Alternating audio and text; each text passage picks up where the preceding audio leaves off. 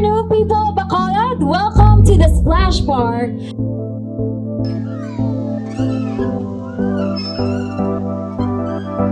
Today is the soft opening of another plant, Splash Park. Tucked within the contours of a gently rolling terrain, Splash Park, an eco water park, is made for everyone who wants to celebrate life, have fun, create memories, and weave stories that would live on for generations. Splash Park is conceptualized to celebrate the gracious old world charm, the rich colonial heritage, and the best facets of Negense living.